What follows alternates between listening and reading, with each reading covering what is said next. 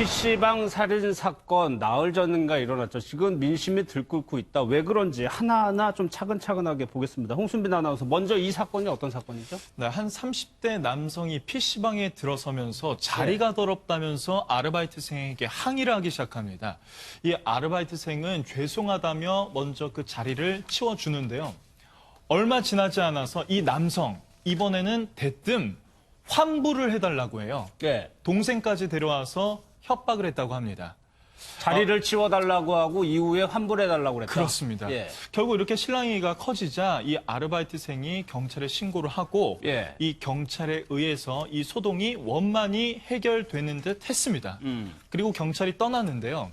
이후에 쓰레기를 버리고 다시 PC방으로 돌아오던 아르바이트생에게 예. 이 30대 남성이 흉기를 수십 차례 휘둘러서 예. 결국 이 아르바이트생은 안타깝게도 목숨을 잃어야 했던 사건이었습니다. 아주 잔혹한 범죄인데, 일단 조 기자, 그렇다면 왜 지금 민심을 들끓는 이유가 있을 거 아니에요? 일단은 뭐 수법도 수법이지만 예. 경찰 조사 과정에서 조금은 미스가 난 것 같아요. 그러니까 예. 좀 발표하는 과정에서 처음에는 이제 그 단독 범행이다 이런 얘기가 나왔었죠. 근데 이제 알고 보니 뭐 동생분이 현장에 계셨더라고요. 근데 말이 좀 엇갈립니다. 그러니까 이제 그 한쪽에서는 동생분은 말리는 모습이었다라는 주장이 있고, 이것은 또 본인은 그런 주장을 하고 있고요. 예. 근데 또 이제 다른 편에서는 오히려 동생이 그 붙잡고 예. 어떤 범행을 유도했다. 이 같은 또 좀 믿기 힘든 또 주장 나오고 있는 상황인데요. 어쨌든 처음에 이 같은 예. 정황들이 있었는데 이것을 캐치를 미리 못하고 단독 범행으로 서둘러서 예. 이제 좀 종결지으려는 모습이 있었다는 것이죠. 근데 CCTV를 통해서 이것이 예. 현장이 공개가 되면서 다시 한번 논란이 재회자되고 있는 그런 상황입니다. 그 피의자가 한 명인 줄 알았는데 동생이 현장에 같이 있었다. 그리고 그 그렇죠. 동생이 한 역할은 무엇이냐를 두고 논란이 있다는 그렇죠. 말씀이죠. 피의자가 될 수도 있다는 얘기죠. 그러면 김복준 님, 네, 지금 예. 경찰이 일단은 그 동생에 대해서는 참고인 조사만 하고 집으로 돌려보냈단 말이에요. 네. 그렇게 본 이유가 일단 있을 거예요. 이거는 이제 제가 좀 이게 저 혼자 방송할 수 있는 게 아니라서 좀 그렇긴 한데요. 예. 요 낱낱이 좀 설명을 드리면 충분히 경찰의 입장은 이해가 가는 부분이 없잖아 있어요. 이 사건을 최초로 신고한 것도 동생입니다. 07시 38분경에 이 피의자의 동생이 PC방에서 이 테이블 문제로 직원하고 종업원하고 시비가 있다는 신고를 동생이 했고요. 예. 경찰관은 이제 그 현장에 출동해가지고 보니까 이 동생과 피의자 그리고 종업원이 2대1로 이 그 언성을 높이면서 언쟁을 하고 있었지, 이제 그 물리적인 그런 그 문제가 없었다고 처음에 합니다. 경찰이 갔을 때. 그래서 예. 그 진술을 청취하고 음식물 치워주고 그래라. 예. 이렇게 해서 화해를 유도했고 상하관에 이제 자제가 됐다고 해요. 그런데 이제 이 그 피의자 입장에서는 돈을 돌려달라. 예. 근데 그 돈을 바로 돌려주는 거는 어떤 그 프로그램 시스템상 그 종업원이 줄 수는 없다고 하네요. 예. 그래서 사장이 나오면 확인해보고 주겠다. 이제 뭐 이런 그 다툼이 좀 있었다고 해요. 예. 어찌됐건 이제 그 경찰이 출동해서 사안이 종료되고 피의자와 피의자의 동생은 그 밖에 화장실로 갔다는 거예요.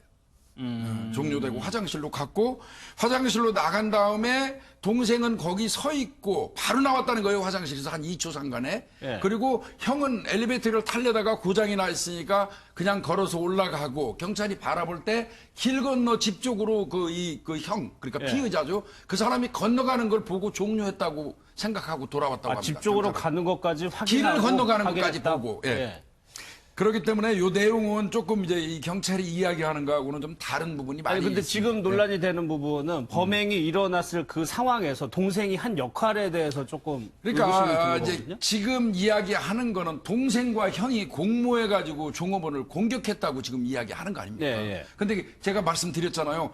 싸움을 정지시키고 화장실로 갔다가 나와서 형은 따로 길 건너서 집으로 가는 그 시간대가 2초에서 3초 상간이라는 거예요.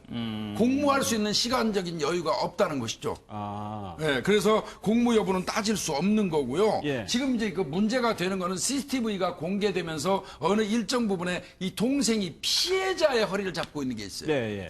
그리고 이제 그 형인 가해자가 흉기를 휘두르는 게 있다 보니까 이거는 공모에서 동생이 피해자를 잡아주고 형이 공격했으니까 둘이 공범 아니냐 이제 이 얘기입니다. 그렇죠. 지금 네. 얘기는. 그런데 그 내용은 목격자들이나 현장을 봤던 목격자들이나 이 그 내용을 그 저 동생의 이야기를 들어보면 좀 달라요.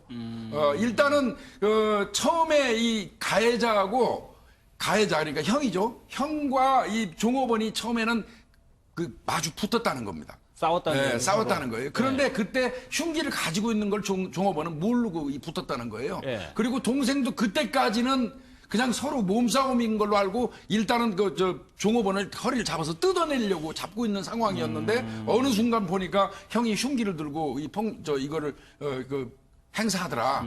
그래서 그 앞에 지나가는 사람한테 빨리 신고해달라고 소리를 질렀고 동생이 네. 그 소리를 들은 그 다른 사람이 PC방 안으로 들어가서 PC방 안에서 다른 사람을 시켜가지고 112에 신고를 했다는 거예요. 그거는 목격자도 경찰에 와서 진술을 했습니다. 그 내용을. 예, 예. 그래서 지금 단지 CCTV에 그 비치는 그 화면 하나를 가지고 그게 공모에서 같이 공격한 행위로 딱 그렇게 결정을 짓고 이 사건을 끌어가는 거는 옳지 않습니다. 김복준 의원님이 이제 사건의 전말을 파악하고 계시니까 네. 또 얘기를 들어보면 경찰 측 입장이 이해가 되는 측면이 분명히 있는데 소장님, 그러니까 일반인들이 보기에는 그 공개된 CCTV 그것만 딱 보기 때문에 저 장면만 보면은 동생도 뭔가 가담한 것처럼 보이긴 한단 말이에요. 일단은 피해자 가족 입장에서 그 CCTV를 봤을 때는 흉기로 공격하는 그 순간에 만약에 조검원의 어떤 몸이나 팔을 붙잡고 있지 않았더라면 저항하거나 반항하거나 도망갈 수 있었기 때문에 혹시 살인이라는 결과를 피할 수 있지 최악의 결과를 않았을까. 피할 수 있지 그런 않았나. 아쉬움이 분명히 있을 예. 것이라고 생각이 드는 것이고요. 앞뒤 정황으로 이제 신고를 하고 뭐 소리치면서 이상을 막기 노력한 정황도 있지만 우리 살인의 공모뿐만 아니라 방조라는 부분도 있을 수 방조? 있기 때문에 그 예. 행위 자체가 혹여라도 이 살인은 아니지만 이 상해나 폭력의 어떤 가담에서 형을 도와주려는 의사가 있지 않았을까. 예. 그 부분은 의혹을 제기할 수 있는 부분이기 때문에 그 부분에 대한 철저한 조사를 이제 경찰에 당부한다라는 의미로 이제 해석을 해야 될 것으로 보이고요. 다만 이제 왜 피의자로 입건하지 않고 참고인 조사만 했느냐. 이런 부분은 어찌됐든 경찰이 많은 증거를 확보하고 있고 다른 목격자 진술이나 이런 것들을 대조했을 때 혐의가 인정될 만해야 피의자로 조사하고 구속을 할 수 있는 부분이라서 예. 현재로서는 방조하거나 공모했다기보다는 동생도 단순 몸싸움이거니 했는데 예상치 못한 흉기를 휘둘르면서 살인사건으로 변화돼서 당혹스러웠을 가능성도 배제하기는 어렵거든요. 예. 현재로서는 좀 경찰의 수사 과정을 지켜봐야 될 필요성이 있다는 생각이 들고요. 예. 그럼에도 불구하고 어찌됐든 PC방에서 자기 역할 열심히 하던 종업원이 불의의 그럼요. 사고를 당한 예. 거기 때문에 많은 국민들이 안타까워서 이 국민청원에 좀 철저한 수사를 해서 치의 의혹도 없이 혹시라도 가담자가 있다거나 혹시라도 사고에 책임이 있는 다른 사람이 있다라면 엄벌해달라는 의지로 청원하고 있는 걸로 보입니다. 조금 더 꼼꼼하게 수사를 좀 해달라. 근데 장혜연 평론가님 조금 아까도 저희가 말씀드렸지만 막을 수 있던 순간이 있었어요. 경찰이 한번 PC방을 방문한 적이 있었거든요. 그러니까 지금 사실은 김복준 교수님의 말씀을 듣기 전까지는 참 조심스러웠을 방송이었다는 생각이 드는데 지금 교수님, 그러니까 김복준 의원님 말씀대로라면 지금 이 보도가 조금은 잘못되었다는 게 지금 밝혀진 거라 더 조심스러워지는데 일단 최초 신고는 우리가 보도로 봤을 때는 이 아르바이트생, 그러니까 지금 살해된 아르바이트생이 경찰에 먼저 신고했다라고 우리는 알고 있는데 네. 지금 의원님 말씀대로라면 그것도 아니고 동생이 먼저 신고한 1차 거고. 신고는 피의자의 동생이 먼저 경찰에 출동해달라고 했었고 지금 이제 아까 포인트를 우리 손정혜 변호사가 잘 짚어주신 것 같아요. 사회적인 약자의 위치에 있는 사람이 이렇게 안 좋은 일을 당하다 보니까 국민들의 감정이 함께 쏠린 것은 맞습니다만 이 내용 자체의 팩트가 조금 변질됐다라면 예. 이 부분도 함께 봐야 될 것 같은데 지금 경찰에 사실은 이 비난이 쏠리고 있는 것은 말씀하신 대로입니다. 1차 출동했을 때 그때만 제대로 했었더라면 예. 이 살인 사건을 막을 수 있지 않았을까라는 이제 우려인데 출동을 했을 때는 그 아까 상황 설명하셨습니다만 뭐 자리와 뭐 이런 것들 때문에 일단은 말다툼이 있었고 그리고 이제 경찰들은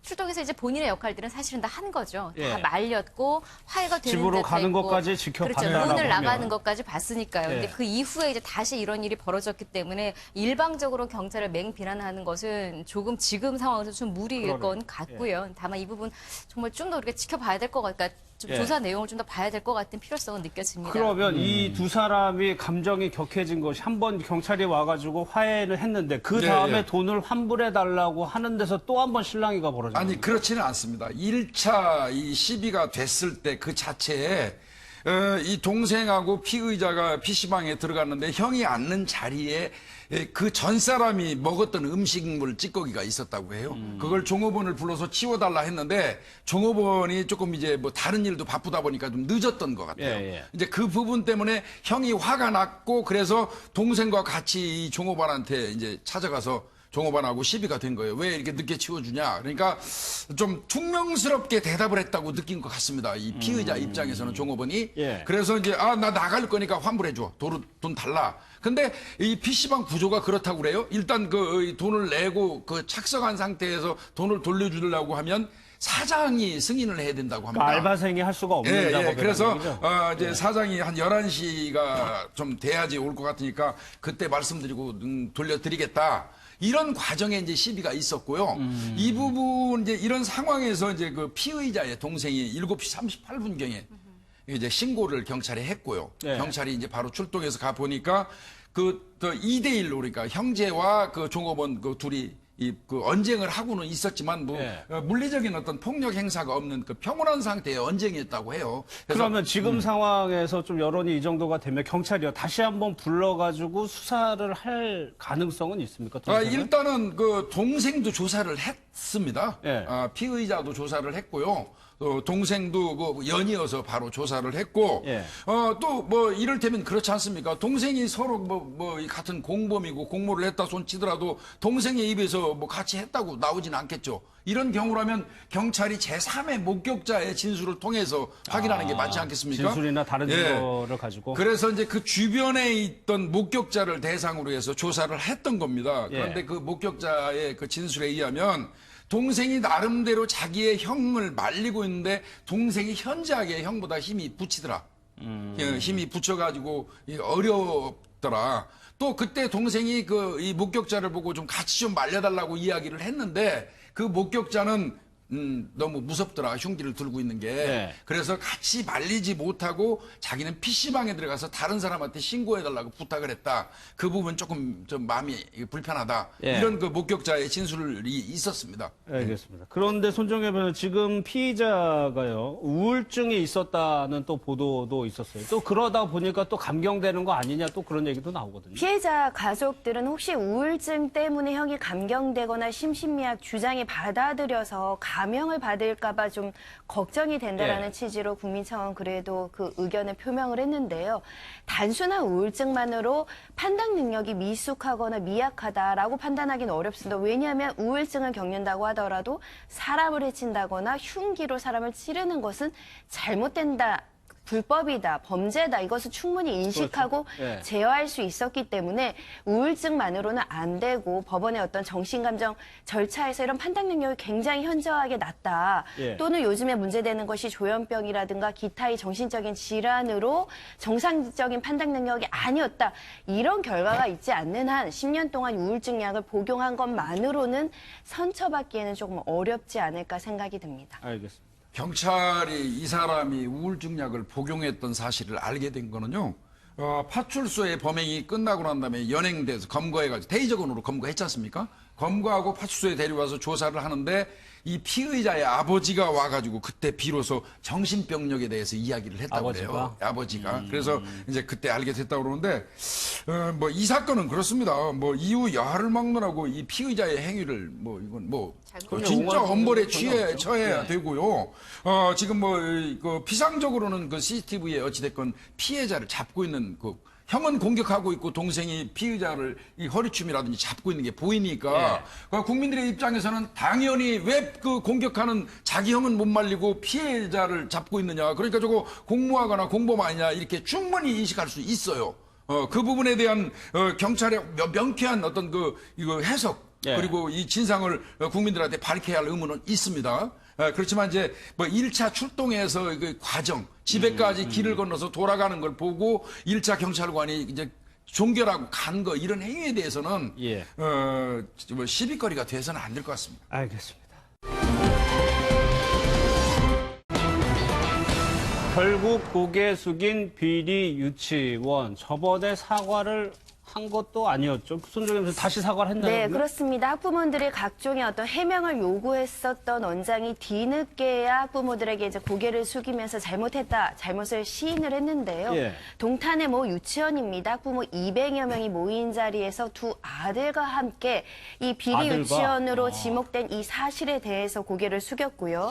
남은 세월 반성하면서 살겠다. 예. 우리 아이들한테 너무 미안합니다. 앞으로 아이들을 위해 최선을 다하겠다라고 뒤늦었지만 저렇게 사과하는 모습을 보였습니다. 예. 장 의원표는 이 원장님이 예전에 그 구급차 한 얼마 안 원장이라고 됐죠. 그래요? 논란이 일어나자마자 이제 뭐 대책에도 있었고 기자들도 많이 있던 자리였었는데 예. 제대로 된 해명 대신에 그 자리에서 쓰러졌죠. 실신하면서 또 대기하고 있던, 그러니까 이게 사실은 포인트가 됐었는데 그렇죠. 기다리고 있던 구급차가 마치 쓰러질 거 알고 있었다라는 듯이 이런 행동들이 보이면서 그러니까 오늘의 이 사과의 말이 사실은 또 많이 와닿지 않는 부분도 있는 게 이제 이런 과거의 행위 때문인데요.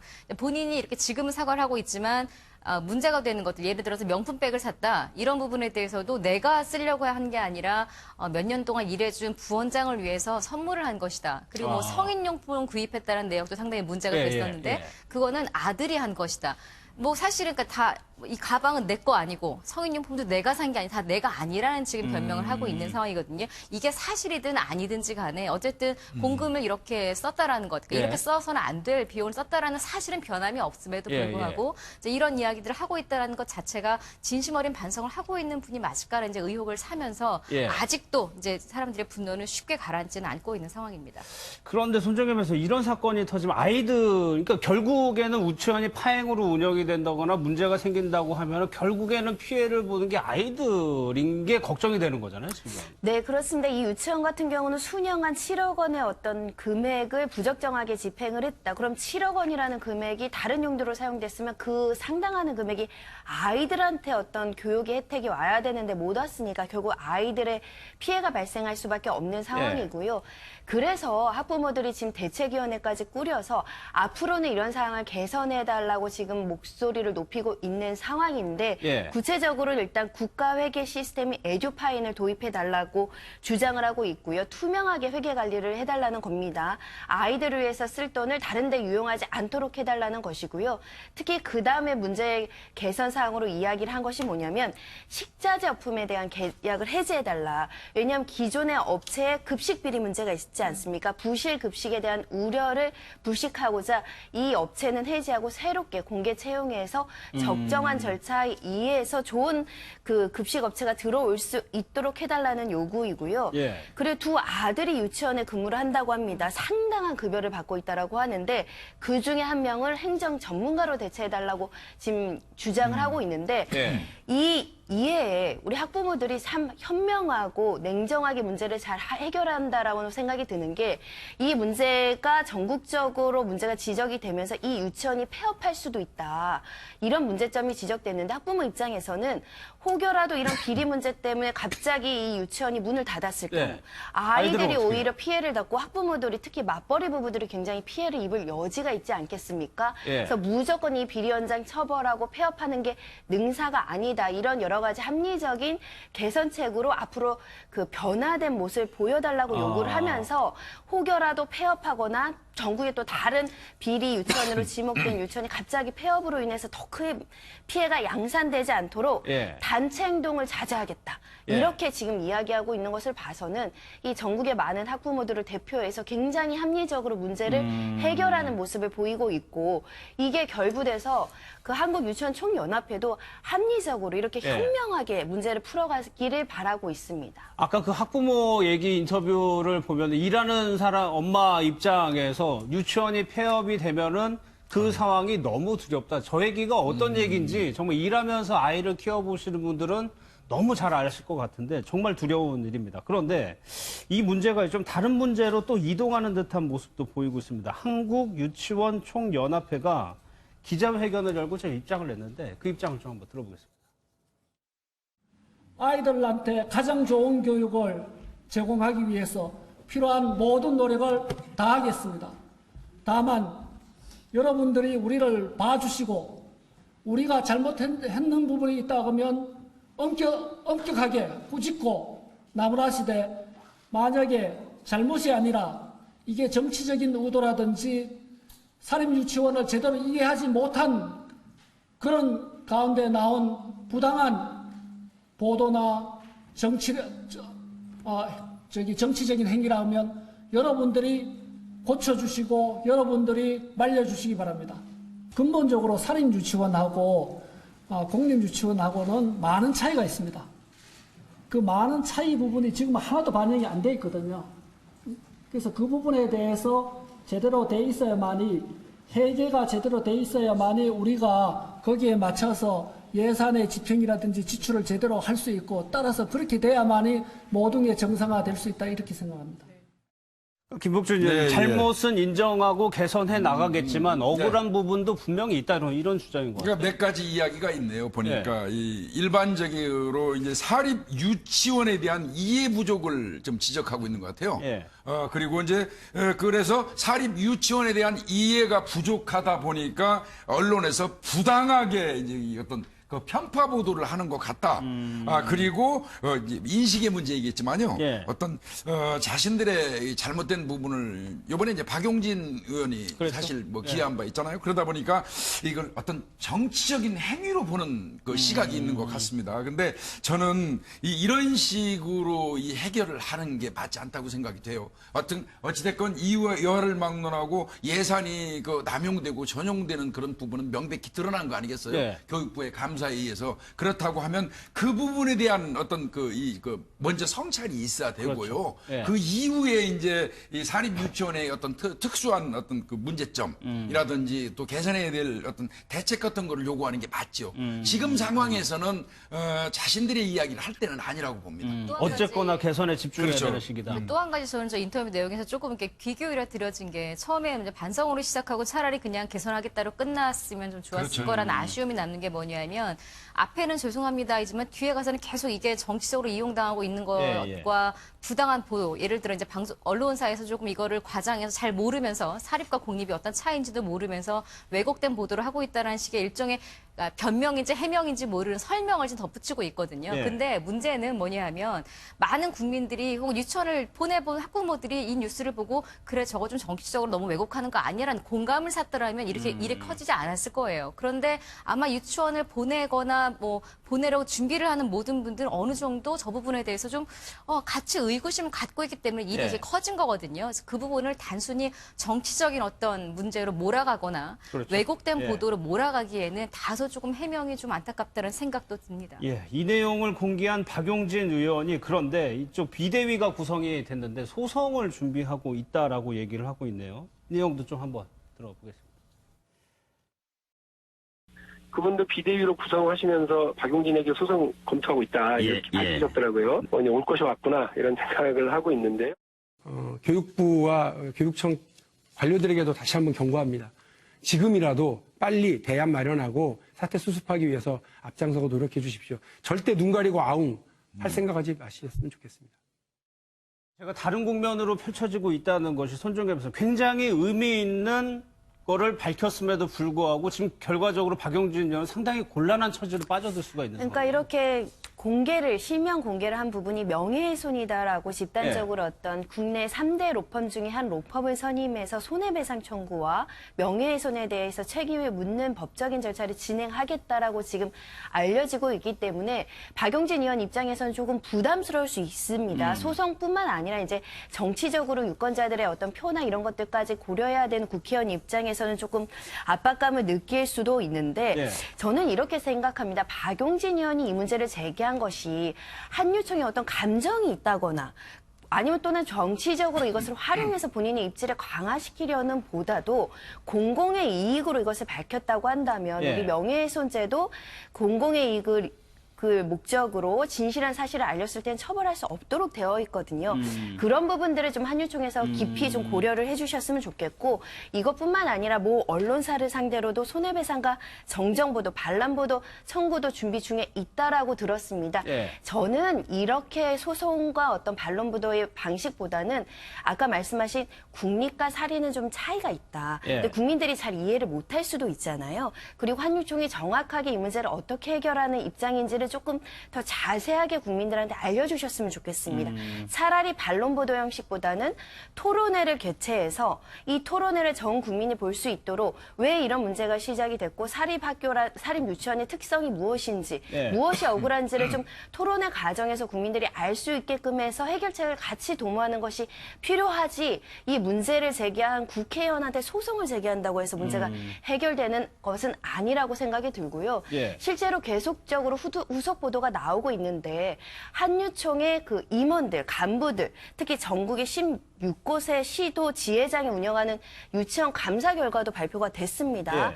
그중에 7곳, 거의 반 가까운 곳에 또 이런 부정 비리라든가 경영상의 문제가 또 적발되고 있거든요.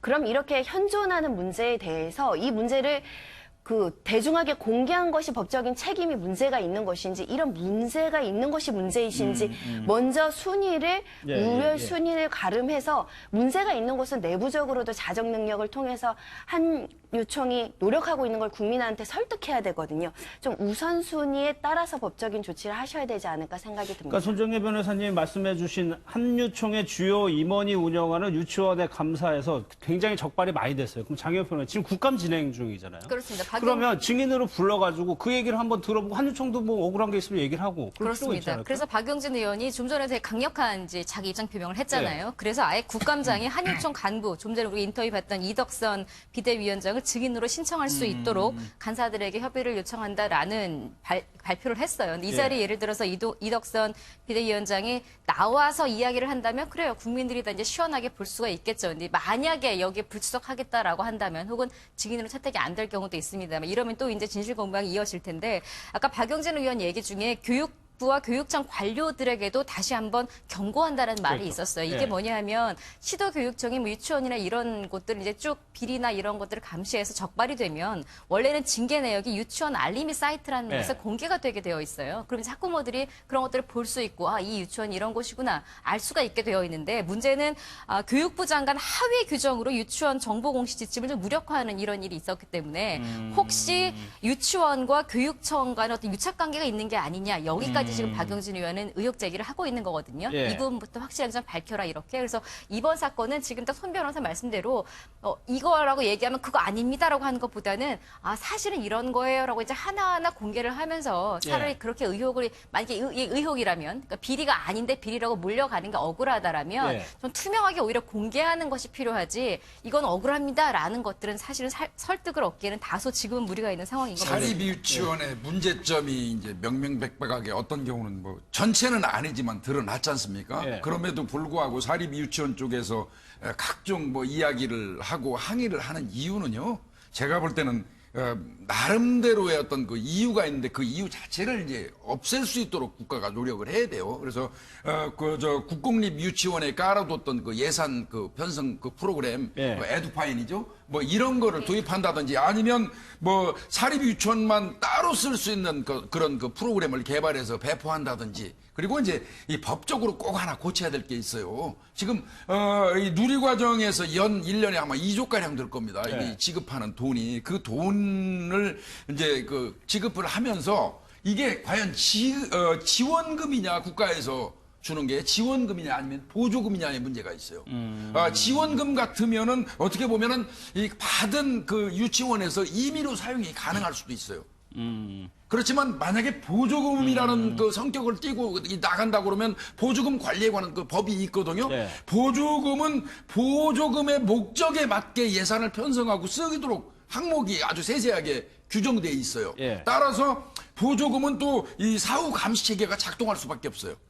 그래서 지원금이라는 명분을 보조금으로 바꾸는 법적인 어떤 그 시스템도 구축을 해야 될 것 같고요. 그런 부분들까지 세세하게 좀 이제 이번 기회에 정부에서 좀 고치려는 노력이 필요할 것 같습니다. 알겠습니다.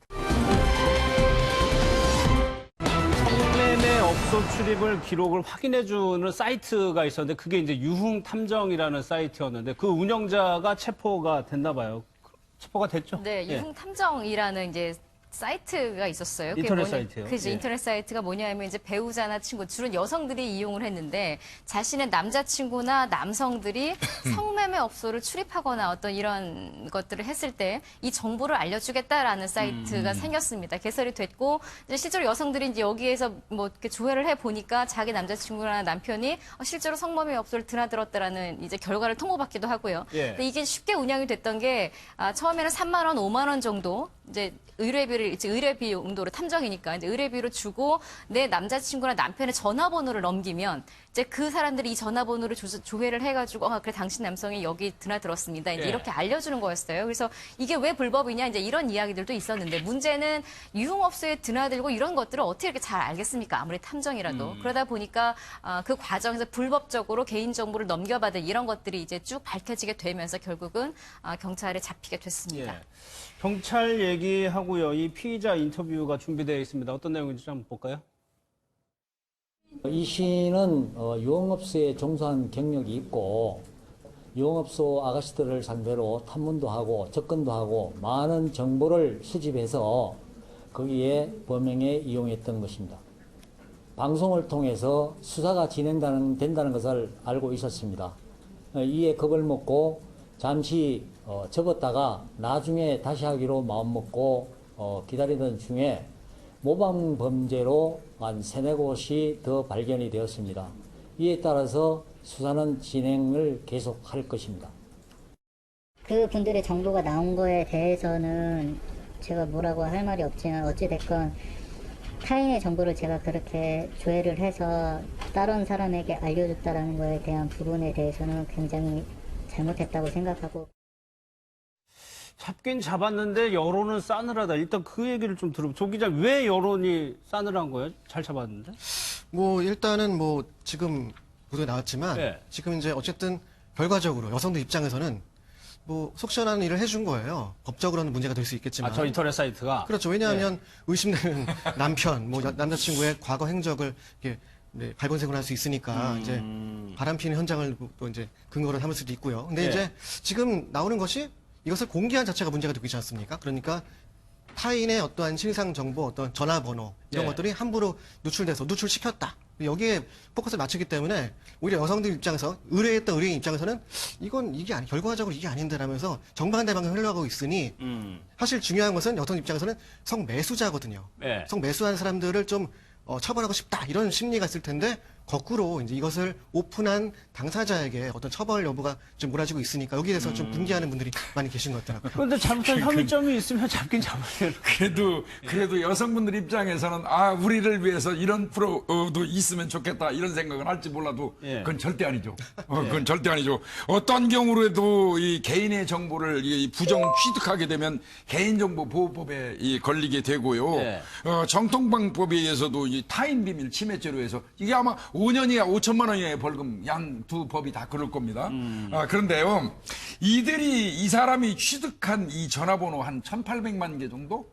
이 되는 거는요. 예. 사실상 그 성매매 업소에서 실제로 무슨 성매매를 하고 이런 사람들을 데이터를 낸 게 아닙니다. 예. 그냥 단지 성매매 업소라든지 뭐 이런 그 유사업종을 운영하는 실장들이 있어요. 예. 그들끼리 이제 그 본인들이 그 이제 가끔 오는 손님들, 그게 꼭 뭐 성매매를 위해서 오는 사람이 아닐 수도 있어요. 그렇죠. 그냥 유흥업소를 이용하는 사람 전화번호일 수도 있다고요. 예. 그런 것들을 취합해가지고 자기들끼리 공유하는 전화번호였던 거예요.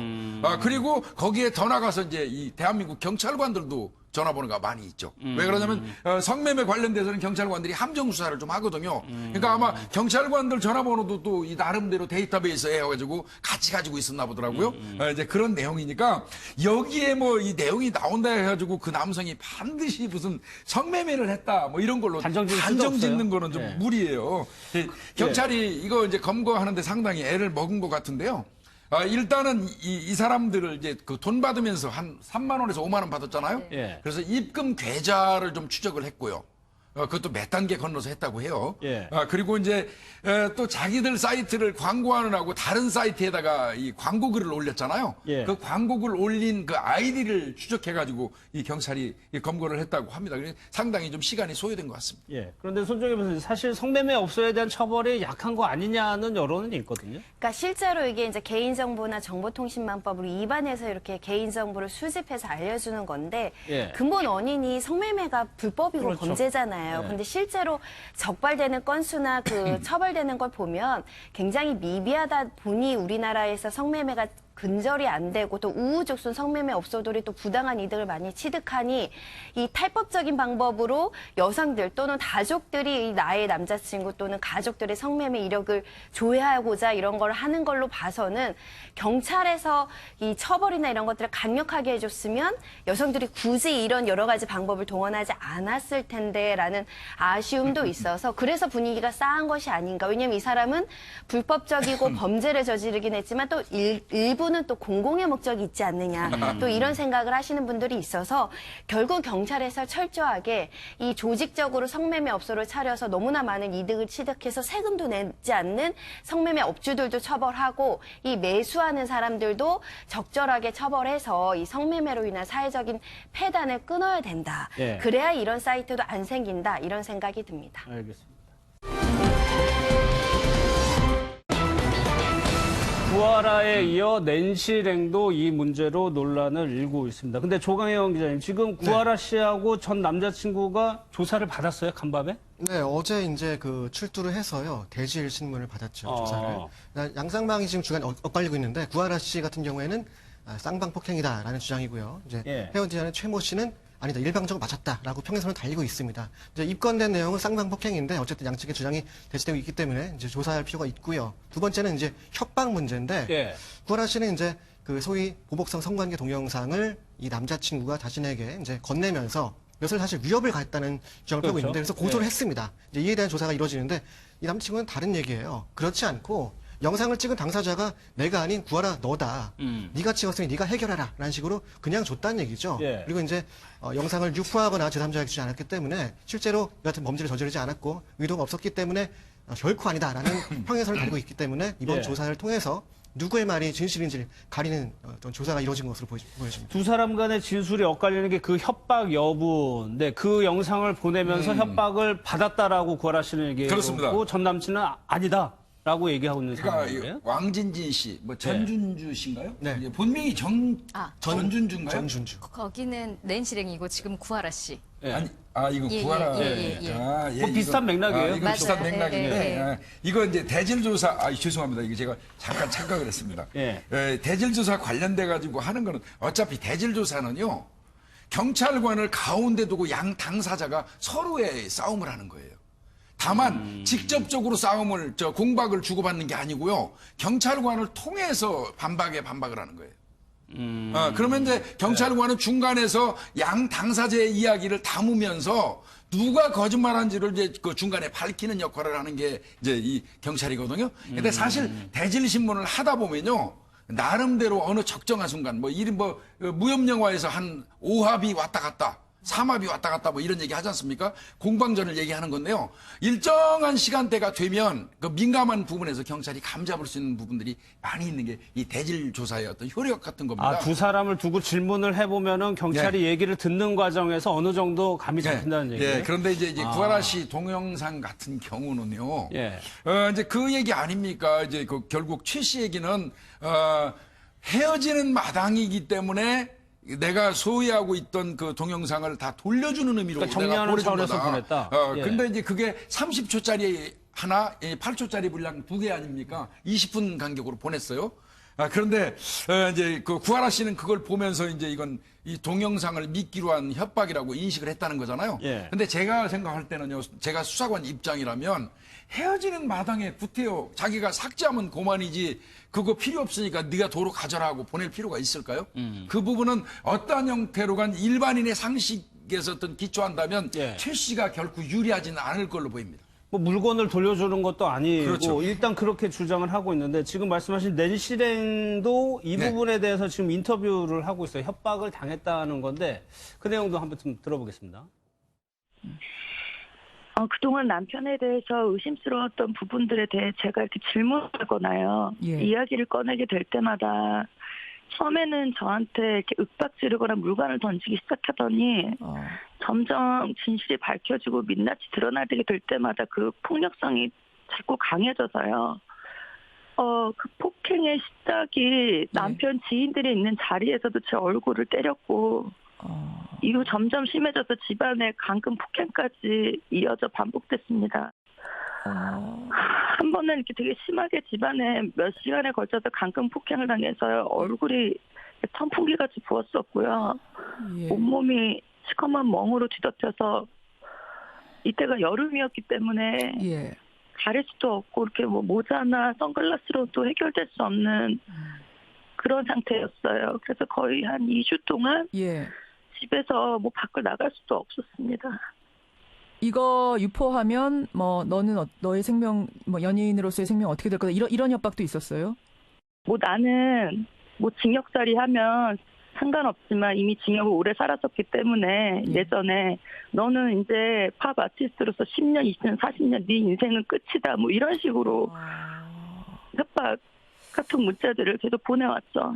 아니 이거 분명히 같이 지웠는데 이거를 뭐 따로 빼돌려 썼던 건지 아니면 무슨 뭐 복원을 시킬 수 있는 뭐 그런 게 기술이 있어서 한 건지 저는 모르겠어요. 근데 그냥 그거를 보는 순간 너무너무 놀랬고. 그러니까 조 기자님 지금 낸시랭 씨도 그 동영상을 빌미로 협박을 받았다라고 얘기를 하고 있는 거죠? 네, 그렇습니다. 그 특징이 있어요. 앞서 말씀드린 구하라 씨 같은 경우에도 구하라 씨도 이런 얘기를 하셨단 말입니다. 영상의 존재를 알았어요. 본인이 찍었으니까. 근데 같이 있는 자리에서 삭제했다고 얘기하더라고요. 없는 줄 아는데 갑자기 남자친구가 영상 보내서 너무 당황스럽다는 얘기를 한 적이 있어요. 근데 낸시랭 씨도 같은 얘기를 하고 있죠. 분명히 지웠다. 근데 어떻게 이것을 다시 보냈을까라면서 섬뜩했다는 말씀을 하시는데 역시 여성분이 좀 순진했던 것 같아요. 사실은 삭제한 게 아니죠. 분명히 백업을 하고 카피본을 둔 상태에서 다른 영상을 지우는, 신용을 한 겁니다. 그래서 속았던 것이라고 좀 보여지고요. 나중에 이 사건을 지금 오랫동안 취재를 해왔는데 이제서야 이해가 돼요. 처음에는 낸시랭 씨의 행동, 언행이 납득이 안 갔어요. 아무리 봐도 전준주 씨, 왕진주 씨의 행적이 앞뒤가 안 맞고 거짓투성이고 그리고 제가 보기에도 같이 살 수 있는 어떤 그 정상적인 사람이 아닙니다. 근데 감싸고 돌고 변명하고 해명하고 언론 플레이 대신 해주고 그래서 왜 그러지 했는데 말씀 들어보니까 감금 폭행이 있었다는 얘기죠. 인터뷰 내용은 이런 얘기가 있어요. 머리채를 잡고 거실에서 방으로, 방에서 거실로 끌고 다니고 주먹으로 얼굴을 가격하고 지인들이 보는 앞에서 이것이 수차례 있었다는 얘기죠. 게다가 사실 저 영상이 문제가 되는 것이 물론 왕진진의 논리는 이렇습니다. 낸시랭이 자신에게 감금 폭행 당한 것이 거짓이라는 것은 영상을 통해서 알 수 있다. 그런 것이 맞다면 이런 영상을 찍었겠느냐라는 논리를 설파하는 것인데 사실상 영상의 존재와 이것을 보낸 자체만으로 협박이 되는 것이거든요. 당사자 입장에서는 그런 차원에서 봤을 때는 낸시랭 씨가 피해자가 맞고요. 어쨌든 이번 인터뷰를 통해서 왕진진의 실체가 좀 더 어떤 공개가 되는 것으로 좀 보여지고 그럼 있습니다. 일단 왕진진 씨도 여기에 대해서 입장을 내고 있는데 황수님 그 내용을 한번 봐야 될 것 같아요. 일단 뭐라고 그 얘기하는지. 동영상에 대해서 얘기한 부분이 있는데요. 일단 그 동영상은 서로 합의해서 촬영한 거다. 그리고 과거 두 사람의 추억으로 남기기 위해서 남겼다라고 얘기를 하고 있고요. 뭐 폭행 감금 얘기 계속 나오고 있는데 이에 대해서 전면 부인을 하고 있습니다. 그리고 게다가 그에 대해서 이제 입증이 필요하다면 그 소송 때 재판부에 증거 자료를 내겠다. 뭐 이런 얘기까지 하고 있고요. 단 그 동영상을 대중에게 공개할 일은 절대 없다. 이 부분을 보인다는 것이 나 스스로도 수치스럽다. 이런 입장까지 밝히면서 이혼은 그러나 내가 원했던 거다. 이런 입장까지 내왔습니다. 근데 이제 왕진진 씨가 말이 안 되는 게요. 자, 이제 이 낸시랭 씨가 왕진진 남편한테 폭행당하고 협박당하고 감금당했다는 이야기를 하니까 그게 아닙니다 하는 거를 내가 반증하기 위해서 재판부에다가 이 동영상을 제출하려 했다는 거 아니에요? 그 논리죠. 그 논리 아닙니까? 그런데 그 동영상은 당연히 두 사람이 부부관계로 지낼 때 사이 좋을 때 찍었던 그 동영상 아니겠습니까?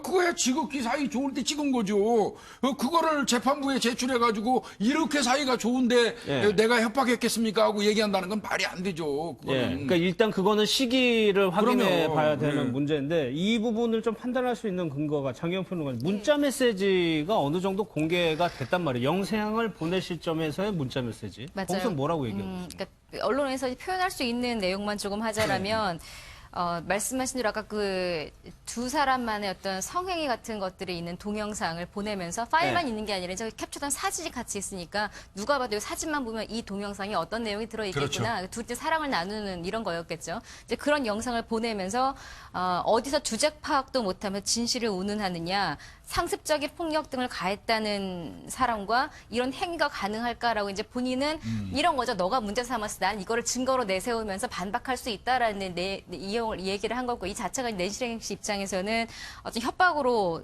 가해졌다고 느낄 수도 있고요. 이러면서 예. 우리 좀 전에 다뤘던 구하라 씨 이야기를 하면서 연예인들이 이런 말 한마디에 얼마나 큰 충격을 받는지 내가 몸소 확인했다라는 표현을 쓰기도 했었습니다. 그리고 내용만 보자라면 진실 여부, 그러니까 뭐 누가 잘못했고 잘했고 이걸 떠나서 일단은 왕진진 씨의 표현력이나 이런 것들이 상당히 좀 위협적이기는 해서 예. 이후에 왕진진 씨의 어떤 해명이나 이런 것들이 다소 좀 다가오는데 거부감이 느껴지는 내용들이 좀 많이 있었습니다. 예. 이것도 지금 문제가 될 수 있는데 손정혜 선생님 폭행 부분 감금당하고 폭행당했다는 부분도 주장을 하고 있거든요. 그 가정폭력 사건은 명백한 이혼 사유에 해당되고요. 현재 특수손괴 혐의로는 경찰에 입건돼서 수사가 진행 중에 있습니다. 예. 등기로 문을 부순 혐의를 받고 있는데 그 이에 감금한 사실이 있는지 실제로 얼굴이 선풍기처럼 부을 정도로 맞았다라고 주장을 하고 있어서 예. 이런 가정폭력이 있었는지를 별도로 이제 수사 과정에서 밝힌다고 한다면 이 왕진지 씨는 가정폭력 특례법 또는 형법에 따라서 처벌될 여지가 있고요. 지금 예. 감금, 강요, 폭행, 성폭력 특례법 위반, 협박 여러 가지 혐의로 지금 조사가 진행될 가능성이 있는 상황입니다. 결국 그걸 떠나서 지금 아까 말씀하신 서로의 대화 내용을 보면 어디서 주제를 모르면서 진실을 운운하느냐 뭐 이렇게 이제 부부간의 이런 대화라고 보기 어려울 정도로 서로를 공격하는 내용으로 지금 대화가 이루어지고 있어서 예. 이혼은 자명하다, 이혼 사유는 분명하고 이제 이혼의 책임이라든가 그 이어서 이제 채무 관계는 어떻게 정리될지 좀 지켜봐야 될 것으로 보이는데 국민들 시청자 입장에서는 그래도 우리가 사랑했던 낸시랭 씨가 화목한 가정 생활을 유지했으면 좋았을 텐데 그렇죠. 이혼을 해도는 되지만 이혼 과정이 너무나 좀 끔찍한 어떤 상처들이 있었다라고 주장이 되고 있어서 조금 안쓰럽고 또 예. 이 문제가 빨리 수습되기를 바라고 있습니다. 근데 낸시랭 씨가 저렇게 폭행이 잔인하기 전에 좀 신고나 도움을 요청했어야 되지 않나요? 네, 이제 경찰에 아마 한번 신고를 했었죠. 낸시랭 씨가 경찰에 신고를 해서 왕진진 씨가 자택에서 물건도 부수고 폭력을 행사했다라고 신고를 했고 예. 그다음에 경찰이 뭐 출동을 하고 이런 사건도 있었는데 문제는 그 이후에 왕진진 씨가 자살 소동을 또 벌였습니다. 아, 이것 그렇죠. 때문에 또 이제 예, 같이 예. 묻히기도 했었고 사실은 이제 그렇게 신고하고 뭐하고 하면서 이제 일이 갑자기 이렇게 일파만파로 확 공개가 되게 된 거죠. 근데 그 문자 내용을 좀 보다 보면 왕진지 씨가 낸시랭 씨한테 한 이야기들 중에 계속 자기를 무시하고 이런 것들을 되게 못 참아하는 듯한 내용들이 좀 있어요. 그러니까 아마도 이 남성의 어떤 평생 삶 자체가 좀 남들에게 이런 것들을 못 참는 성격이 아니었었을까. 그러면서 예. 결과적으로 낸시랭 씨한테 너가 나를 쓰레기 취급했으니 내가 쓰레기가 어떻게 보복을 하는지 알려주겠다라는 내용들이 함께 있거든요. 이런 것들로 둘이 어떤 삶을 살았을지는 충분히 짐작이 가는 상황이죠. 그런데 또 보도를 보면은 왕진진 씨가 부부 싸움 중에 핥힌 자국이라고 사진을 또 언론사에 보내왔는데 이것도 쌍방이라고 주장할 수 있는 근거가 되는 거 아니에요? 근데 이제 그게 뭐 저게 손톱 자국으로 보이기는 하는데요. 예. 저 손톱 자국이 명백히 낸시랭 씨가 그 손톱 자국을 낸 거라고 또 입증을 또 본인이 해야 되겠죠. 그러려면 이제 구체적으로 좀 밝혀야 될 것 같은데 저 상황이라면 저건 상해 진단이 발급될 정도는 되는 것 이 같습니다. 왕진진 씨의 주장에 따르면 이 낸시랭 씨가 늦은 밤에 예. 몸을 가누지 못할 정도로 술을 먹고 들어와서 이 남편인 자신에게 이렇게 손톱으로 핥혔다 이렇게 주장을 하고 있는데 예. 뭐 이거는 현재까지는 이제 왕진진 씨의 주장인 상태입니다. 예. 사실 이거를 기존에는 리벤지 포르노라는 용어를 언론에 쓰다가 보복성 동영상으로 조금 예, 바꿔 예. 쓰는 추세인데 그렇죠? 네, 맞습니다. 예. 이제는 뭐 리벤지 포르노라는 말은 쓰지 않고 적절하지 않은 적절하지 거죠. 않은 용어입니다. 그래서 예. 그게 지금 조금 전에 말씀하신 것처럼 그 동영상으로 가는 게 맞습니다. 왜냐하면 포르노라는 단어 자체가 상업적으로 상업적이죠. 소비되는 어떤 또 여성이 또 보복이 그 리벤지가 보복이라는 뜻이잖아요. 예. 보복이라는 거는 보통 어떤 사람이 먼저 가해를 가했을 때 보복을 한다는 개념이 있기 때문에 피해자한테 책임을 가하면서 어떤 성적인 어떤 호기심을 부추길 만한 단어이기 때문에 리벤지 포르노가 아니라 불법 뭐 보복 동영상 보복 동영상. 이렇게 표현하는 게 더 맞다라고 해서 지금 단어를 변경해야 된다라는 여론도 많습니다. 근데 구하라 씨 사건 같은 경우에는 경찰 수사가 굉장히 빨리 진행이 되고 있거든요. 폭행 네. 부분도 조사를 했었고 이 영상 관련해서도 네. 조사를 했는데 낸시랭 씨 같은 경우에는 아직 그냥 여론에서만 언론에서만 보도가 되는 것이 신고가 안 돼서 그런 겁니다. 아니 지금 이제 진행은 하겠죠. 그런데 지금 아마 구하라 씨 건은 이미 오래됐죠.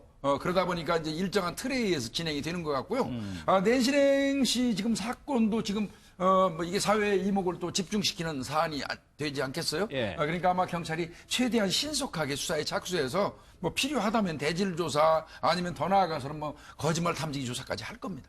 조 기자님, 지금 이 문제가 처음에 이혼 여부를 두고 시작된 공방전이 지금까지 온 거 아닌가요? 그렇죠. 사실은 이제 작년 12월 달에 이제 혼인 신고를 했죠. 예. 그래서 이제 그때 법적 부부가 됐는데 그때부터 사실 논란이 있었던 게 낸시랭 씨가 이제 자신이 이제 남자친구가 생겼고 이제 언약식을 했고 조만간에 혼인신고를 할 것이다라고 공표를 했어요. 근데 이름이 왕진진, 본명이 전준주라고 밝혔습니다. 그래서 네. 이상했던 거죠. 저희들 입장에서. 왜냐하면 7년 전, 8년 전에 장자연 친필 편지 위조 사건의 주인공이 그 위조범 이름이 왕첸첸이었거든요.